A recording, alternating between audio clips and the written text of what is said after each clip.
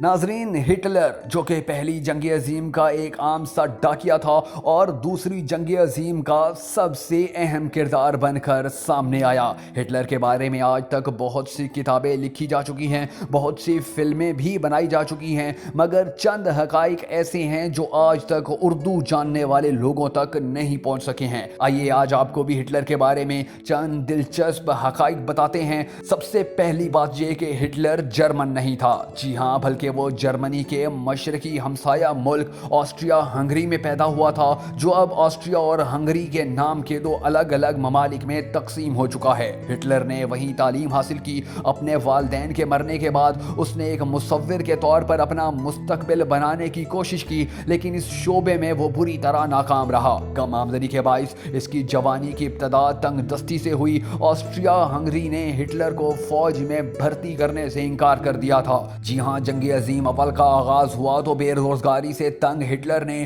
اپنے ملک Austria Hungary کی فوج میں بھرتی ہونے کے لیے امتحان دیا، لیکن اسے بھرتی کرنے سے انکار کر دیا گیا۔ کمانڈر نے ہٹلر سے کہا کہ تم اتنے کمزور ہو کہ رائفل تک نہیں اٹھا سکتے، جنگ کیا خاک لڑو گے۔ وہ اپنے باپ سے نفرت اور ماں سے عشق کرتا تھا۔ ہٹلر نے اپنے باپ کے مرنے کے بعد جلد ہی اس کی قبر پر جانا چھوڑ دیا۔ وہ اس کے سخت گیر رویے کی وجہ سے اس سے نفرت کرتا تھا، لیکن اسے اپنی ماں سے بے حد محبت تھی۔ دوسری جنگ عظیم میں جب اس کی شکست یقینی ہو گئی تو وہ ایک زیر زمین بنکر میں جا چھپا۔ اس بنکر میں اس نے خودکشی کر کے اپنی زندگی کا خاتمہ کر لیا۔ اس بنکر کے ایک کونے میں ہٹلر نے اپنی ماں کی تصویر بھی لٹکا رکھی تھی۔ وہ مصور بننا چاہتا تھا۔ وقت انسان کو کیا سے کیا بنا دیتا ہے۔ ہٹلر نے آغاز جوانی میں ایک عظیم مصور بننے کا خواب دیکھا۔ ماں باپ کی وفات کے بعد وہ تصویریں بنا کر کھاتی پیتی محفلوں میں بیچ کر روزی روٹی کماتا تھا، لیکن برا ہو آسٹریا ہنگری کے ولی عہد پر چلنے والی گولی کا،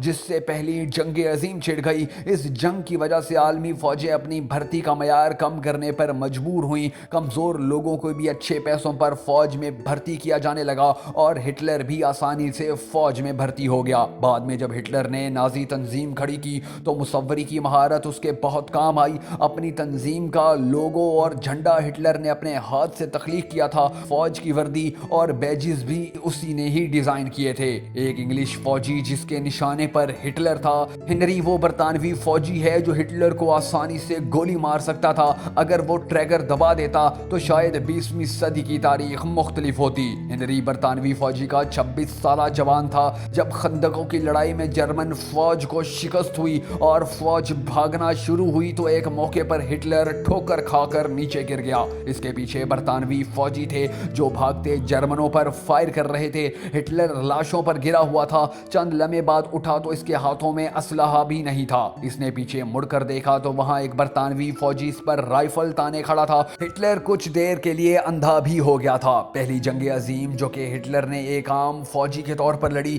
اس میں وہ اتحادیوں کے کیمیکل ہتھیاروں کا شکار ہوا، جس کی وجہ سے کچھ دیر کے لیے وہ اندھا بھی ہو گیا، لیکن پھر مختصر علاج کے بعد اس کی بصارت واپس لوٹ آئی۔ ہٹلر کو اپنی رشتے کی بھتیجی 23 سالہ گیلی رابا سے عشق تھا۔ گیلی نے ایک بار اپنی ایک دوست سے کہا کہ میرا چچا مجھ سے ایسے مطالبے کرتا ہے کہ کسی کو بتاؤں تو وہ یقین تک نہ کرے، لیکن یہ راز زیادہ دیر تک چھپا نہ رہا اور یہ اسکینڈل اخبارات میں دھوڑ اڑانے لگا۔ ہٹلر کی عجیب عادت یہ تھی کہ وہ تقریر سے پہلے مختلف انداز میں تصویریں بنوایا کرتا تھا کہ اس کا یہ انداز کیسا لگ رہا ہے۔ اس کام کے لیے اس نے مستقل طور پر ایک فوٹوگرافر بھی رکھا ہوا تھا۔ اور سب سے آخر میں یہ بھی جان لیں کہ ہٹلر جیسی مونچھیں جرمنی میں پہلے سے رواج پا چکی تھیں، لیکن ہٹلر نے یہ مونچھیں ایک خاص وجہ سے تراشی۔ وہ وجہ یہ تھی کہ ہٹلر جنگ عظیم اول میں ایک خندق میں چھپا ہوا تھا کہ اتحادیوں نے گیس شیل پھینک دیا۔ گیس شیل کے زہریلے دھوئیں سے بچنے کے لیے ہٹلر نے جب دستیاب ماسک پہننے کی کوشش کی